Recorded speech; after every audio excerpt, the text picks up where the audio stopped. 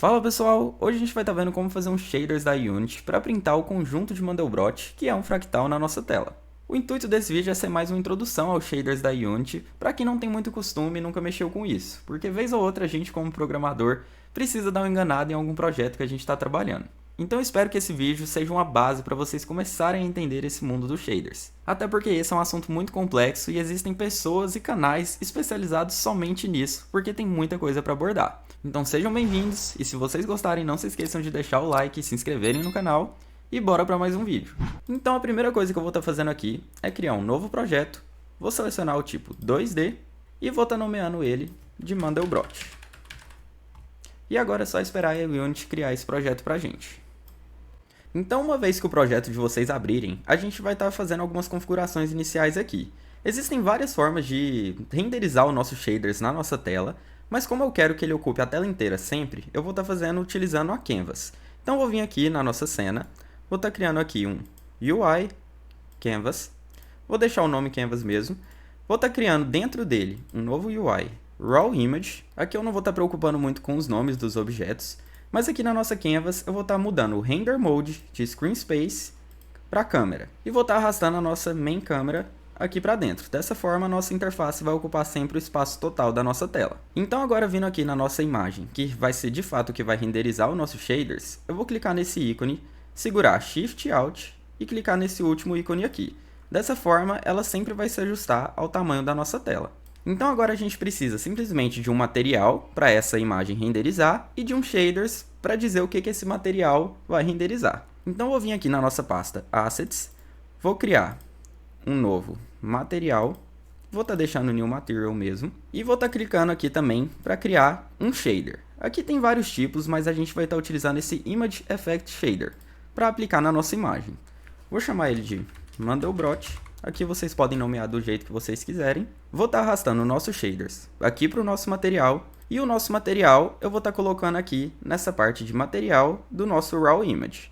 Então vou arrastar ele para cá. Agora a gente tem que dizer no código o que ele vai renderizar aqui dentro. Na minha época eu não podia fazer trabalhos baseado nesse site, mas como eu não estou mais na escola, a gente vai vir aqui no Google, digitar Mandelbrot 7 e a gente vai estar utilizando o famoso Wikipedia. Então, o que aqui diz que é o conjunto de Mandelbrot? São todos os pontos que, utilizando essa forma, eles não tendem ao infinito. Mas como a gente não vai fazer iterações infinitas, a gente vai ter que definir um limite para isso. Então, se, por exemplo, em x iterações ele não tende ao infinito, a gente considera que esse ponto faz parte do conjunto de Mandelbrot.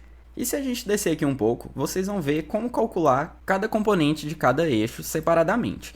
Então, para o x, a gente vai fazer x² menos y² mais a, que é a componente do eixo x da nossa constante c, e para o eixo y a gente vai fazer 2 vezes x vezes y, mais b, que é a componente y da nossa constante c também. Então se agora a gente voltar aqui no nosso script, clicar para editar ele, a gente vai ter uma base de um shaders aqui dentro já escrito, onde aqui ele já está fazendo algumas contas. Então, primeiramente, eu vou estar definindo algumas variáveis, tanto o máximo de iterações, que eu falei agorinha, quanto a questão da posição e de quanto a gente quer dar zoom nisso, porque a gente quer mover no nosso fractal para observar cada parte separadamente. Então, aqui em Properties, a gente vai criar algumas variáveis. A primeira eu vou estar chamando de underline iter, vou falar que são as iterações, ela vai ser do tipo float, e eu vou definir o padrão dela como 255. Lembrando que aqui a gente não precisa colocar ponto e vírgula no final de cada linha. A segunda eu vou chamar de scale. Vou colocar aqui o nome dela. Essa parte aqui, entre aspas, é a parte que aparece lá no editor da Unity, mas é só por uma questão visual mesmo. E aqui o nosso scale vai ser do tipo vector. Aqui no shaders, as variáveis funcionam de forma diferente do que a gente está acostumado lá, o vector2, essas coisas. O vector aqui ele precisa de 4 componentes, mas a gente vai utilizar só as duas primeiras. E eu vou estar definindo o padrão dela de 4 e 4.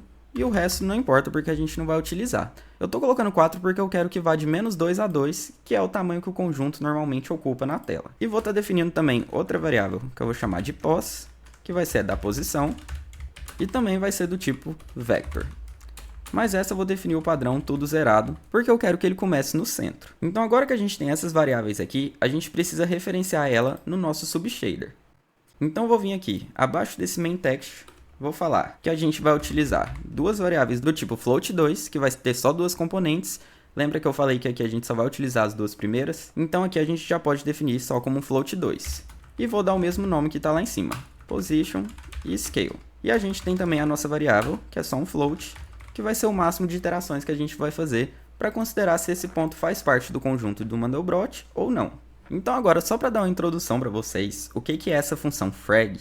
Ela simplesmente vai percorrer cada pixel da nossa tela e definir uma cor para esse pixel. Aqui ele está utilizando essa textura, que se a gente vier aqui no nosso shaders, a gente não definiu ela ainda. Aqui tem uma textura vazia, por isso que está tudo preto. Se vocês olharem aqui, já tem um código que provavelmente só inverte as cores de uma textura qualquer que a gente colocar. Então se a gente colocar uma foto, ele vai simplesmente inverter as cores dessa foto.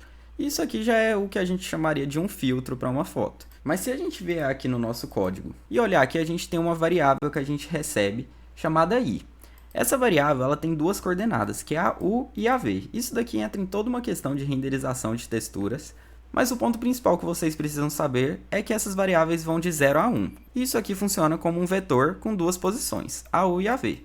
Então se a gente simplesmente falar para ele retornar, por exemplo, a coordenada x, que seria no caso a u, dessa textura, e salvar e voltar aqui no nosso código, a gente vai ver que a gente já está printando de 0 a 1, sendo 0 preto e 1 branco, no eixo x. Isso porque a gente escolheu a coordenada u lá. Então, sabendo disso, agora a gente precisa utilizar aquelas contas que a gente já viu para saber se a gente vai printar como branco o ponto que faz parte do conjunto de Mandelbrot e como preto o ponto que não faz parte, ou seja, o que tende ao infinito. Então, vindo aqui no nosso código, a gente vai deletar isso daqui e a gente vai escrever basicamente aquilo que a gente viu no Wikipedia lá. Eu vou estar definindo um float 2 aqui, que eu vou chamar de c, que vai ser o nosso ponto inicial e vai ser uma constante. E lembrando aqui que a gente já definiu a nossa posição, porque a gente vai mudar ela dinamicamente, para que a gente possa percorrer o conjunto. Então, eu vou falar que o nosso ponto inicial vai ser a nossa posição. E como eu quero que percorra a tela inteira, então vou dar um mais, vou chamar a nossa variável i, e pegar as coordenadas uv dela. Se eu chamar as duas coordenadas assim, significa que eu estou pegando os eixos x e y dessa variável. Então isso daqui já é um vetor. E como aqui eu falei que vai de 0 a 1, eu quero que vá de menos meio até meio, para a gente ter um valor simétrico. Então eu vou simplesmente subtrair o valor 0,5. Dessa forma, toda essa equação vai variar de menos 0,5 quando essas variáveis forem 0, até mais 0,5 quando elas forem 1. E lembrando também que como a gente quer dar o zoom aqui, eu vou estar multiplicando essa parte pela nossa variável scale. Eu vou estar definindo também o nosso ponto float z, que vai ser justamente o ponto que pertence ou não ao conjunto de Mandelbrot. E eu vou estar definindo aqui um float, que eu vou chamar de k, que vai ser a quantidade de vezes que a gente iterou para definir se aquele ponto pertence ou não ao conjunto. Então lembrando que a gente tem que verificar se a gente iterar esse ponto várias vezes até o infinito, se ele não divergir, ele pertence ou não, a gente ao invés de ir até o infinito, a gente vai ir até no máximo essa quantidade que a gente determinou, que a gente colocou como padrão aqui de 255. Então eu vou chamar aqui um for, k igual a 0. Eu estou definindo ele aqui de fora do for, porque depois a gente vai precisar desse valor depois que a gente sair desse loop. Então iniciando ele no 0, até ele ser menor que a quantidade máxima de iterações que a gente definiu, fazendo ele ir de 1 em 1, eu vou utilizar aquelas contas que a gente viu lá no Wikipedia. Então vou falar que o nosso ponto z é igual a um vetor, ou seja, um float 2, aonde a componente no eixo x dele é calculado da forma x ao quadrado, então estou multiplicando o x duas vezes por ele mesmo, menos o y ao quadrado. E a componente y dele vai ser calculada de forma que vai ser duas vezes o y vezes o x. E tudo isso aqui a gente vai somar o nosso ponto constante c. E agora, durante essa iteração, eu vou verificar se para cada vez que a gente fizer essa conta, o tamanho do nosso vetor z for maior que 2, a gente vai considerar que ele está tendendo ao infinito. Então, a partir do momento que essa condição for verdade, a gente vai vir aqui e chamar um break. Dessa forma, a gente vai sair desse for. E como que a gente sabe se esse ponto pertence ou não? Se o nosso k chegou até o número de iterações que a gente definiu, é porque ele não divergiu, porque em nenhum momento o tamanho dele ultrapassou o valor de 2. Agora, se o k é menor que o nosso número máximo de iterações, é porque ele já divergiu em algum ponto aqui antes. Então, para a gente visualizar isso, a gente pode simplesmente vir aqui e falar, se k for igual ao número de iterações, a gente vai retornar 1, ou seja, um ponto branco. Se não, a gente retorna 0, que vai ser um ponto preto. Dessa forma, se eu salvar aqui, voltar aqui no nosso código, a gente já tem o nosso conjunto de Mandelbrot. E se a gente vir aqui no nosso projeto, no nosso material, a gente já consegue dar um scale aqui. Vocês percebem que ele está meio distorcido e a gente vai corrigir isso depois com o nosso script que a gente vai fazer para conseguir percorrer aqui esse conjunto. E se a gente alterar por aqui, a gente percebe que a gente já consegue mover a nossa câmera aqui dentro do script. E a gente vai estar fazendo isso utilizando o teclado e criando um script para detectar esses inputs. Então eu vou estar vindo aqui nos nossos assets, criando um C# script, que eu vou estar chamando de Explorer. Então abrindo o nosso script, a primeira coisa que eu vou estar fazendo é vir aqui na nossa função start, chamando a função application.targetFrameRate e vou igualar a 30. Nisso aqui a gente vai estar limitando o frame rate da nossa aplicação em 30 frames por segundo. E agora eu vou tratar os inputs do nosso jogador. Vou vir aqui e vou definir algumas variáveis do tipo public, vector2, pos de position e vou estar definindo uma do tipo public, float, que eu vou chamar de scale, que vai ser responsável por a gente conseguir dar zoom no nosso fractal. E agora no nosso método update, a gente vai detectar os inputs do nosso jogador. Então a parte de dar zoom, eu vou chamar um if input.getKey e vou falar que quando a gente apertar a tecla espaço, a gente vai dar um zoom no nosso fractal. Então vou vir aqui, chamar o scale, multiplicar por 0,95 e vou colocar um F para informar que é um número do tipo float, porque por padrão, se a gente deixar 100, a linguagem C# considera isso um double. Vou estar fazendo a mesma coisa para a gente dar um zoom de volta, mas dessa vez a gente vai utilizar a tecla Left Shift. Aqui vocês podem escolher a tecla que vocês acharem melhor para fazer isso. E aqui eu vou multiplicar por 1,05. E agora, para a gente mover dentro do nosso fractal, eu vou estar utilizando as teclas AWSD. Então eu vou utilizar a mesma lógica que eu utilizei aqui em cima, mas primeiramente para a tecla A. E agora a gente vai alterar a nossa variável pos, que é da posição nossa. Então quando a gente apertar a tecla A, eu vou querer que a nossa posição no eixo X mova para a esquerda. Então vou estar subtraindo um valor desse eixo X. E esse valor eu já testei que 0,05 vezes a nossa variável scale fica bom. Eu estou multiplicando pelo scale porque quanto mais zoom a gente tiver, eu quero que a gente se mova mais lento. Porque senão quando a gente tiver com um zoom muito alto, a gente vai ficar movendo muito rápido e não vai dar para ver quase nada. E agora para a tecla D, eu vou querer mover para a direita. Então ao invés de subtrair aqui, eu vou dar um mais. E trocar o key code para a letra D. E agora com a letra W, eu vou querer subir. Então eu vou continuar adicionando, mas dessa vez no eixo Y. E para a letra S, a mesma coisa, mas dessa vez subtraindo do eixo Y. Então agora a gente já tem as nossas variáveis sendo atualizadas de acordo com o input do usuário.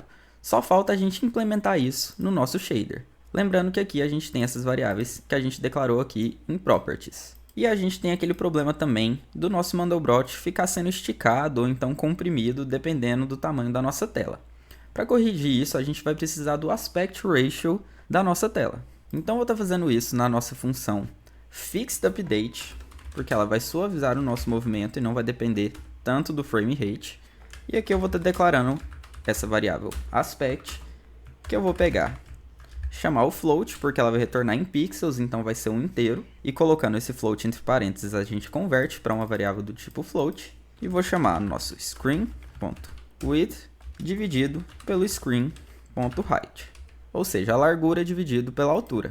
E aqui eu vou chamar os scales do eixo X e do eixo Y separado, porque eu vou ter que dar um scale diferente entre eles para corrigir essa deformação causada pelo tamanho da tela, pela largura ser maior que a altura ou vice-versa. Então vou declarar aqui float scale X, vou igualar ao nosso scale normal, vou fazer a mesma coisa para o eixo Y, e aqui eu vou verificar se o nosso aspect é maior do que 1, significa que esse valor é maior do que esse que está sendo dividido. Ou seja, a nossa largura é maior do que a nossa altura. Então, quando isso for verdade, eu vou dividir o nosso scale y pelo valor do nosso aspect. E caso seja o contrário, eu vou dividir o nosso scale x pelo valor do aspect. Dessa forma, a gente vai corrigir aquela distorção e não vai ficar dependendo da largura e da altura da nossa tela. E então agora a gente precisa passar esses valores aqui para o nosso shaders, que são essas variáveis aqui.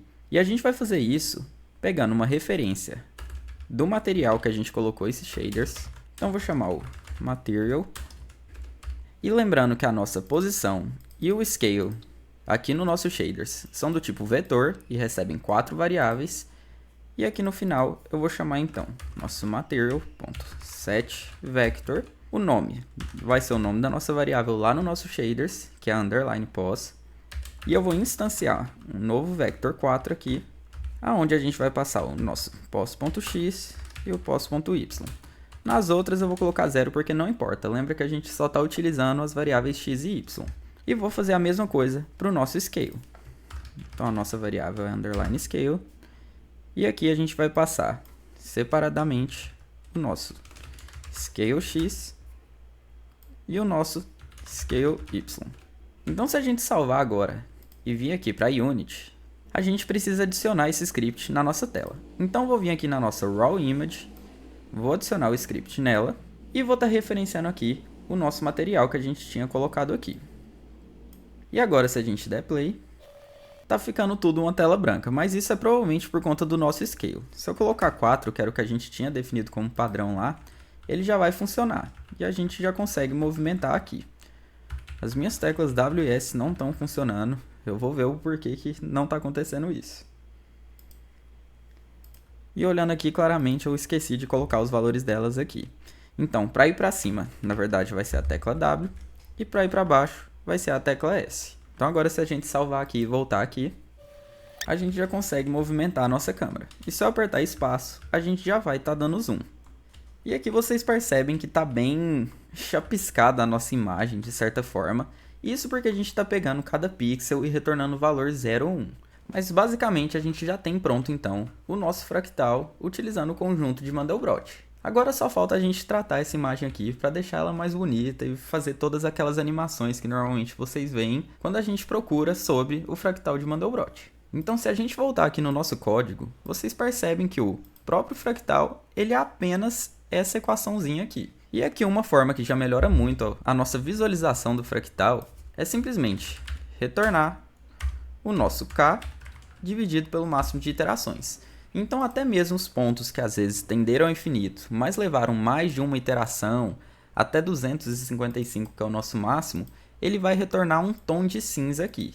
Então se eu salvar e a gente visualizar aqui, vocês percebem que já está retornando mais pontos. E se a gente der zoom, já fica de uma forma bem mais agradável de visualizar o nosso fractal. Mas então agora que a gente já tem o nosso fractal pronto aqui, é a parte que eu diria a mais divertida e ainda assim a mais complexa da gente conseguir fazer algo aqui. Porque existem diversas maneiras de fazer uma animação e de colorir esse fractal e de mudar essa função de diversas maneiras.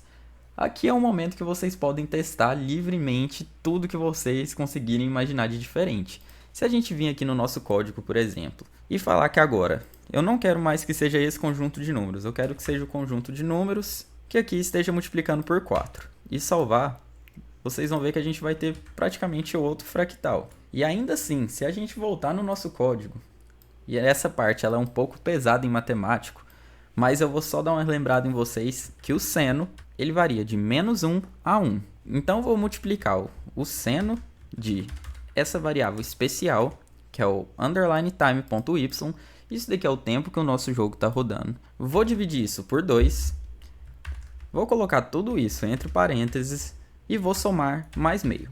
Porque quando eu dividir por 2, ele está variando de -meio até meio. E se eu somar isso daqui, ele vai variar de 0 até 1. E ainda assim, como eu não quero, na verdade, que ele chegue no 0, eu vou estar somando 1. Então ele vai estar variando de meio a 1,5. Então se eu salvar isso agora e a gente voltar aqui, vocês já vão ver que ele tem uma certa animação aqui. E com essa variável tempo é como a gente consegue fazer os efeitos de mudar a cor ao longo do tempo e de fazer a animação em si aqui no nosso fractal. Eu vou colocar mais uma forma que eu testei, que eu também achei que ficou bem legal. Isso tudo foi no chute, galera. Tem como a gente fazer a análise matemática de tudo isso, mas aqui eu acho que é bem livre e dá para vocês simplesmente ir testando coisas aleatórias aqui e vendo qual o efeito que tem isso no nosso fractal. Então vou sair aqui do nosso modo de play e vou estar colocando aqui o scale 4 também, para toda vez que a gente iniciar não ter que alterar aqui o valor para poder movimentar.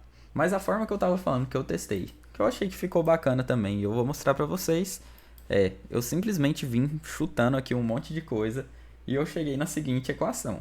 Se a gente vir aqui e verificar se o tamanho do produto vetorial de z pelo seguinte vetor, float2, ponto 1 e ponto 1, e agora a gente pegar esse resultado todo e fazer o produto vetorial dele também, por 1 sobre z, fechar aqui o parênteses, e agora a gente salvar aqui e verificar como fica, ele já tem esse efeito completamente diferente, que se a gente der zoom aqui, ele lembra um pouco o Mandelbrot, mas isso aqui já está bem diferente, apesar de eu achar que é um efeito legal também. Então com isso eu quero que vocês entendam que existem infinitas formas da gente fazer esse fractal ficar diferente aqui na hora da gente renderizar ele na tela. Então agora eu vou estar voltando aqui no nosso código e eu vou estar copiando a forma que eu testei antes, que é a que fica daquele jeito que eu mostrei lá no início do vídeo. Então se vocês quiserem dar um pause aí no vídeo, vocês podem copiar também dessa forma e entender o porquê que eu cheguei nisso.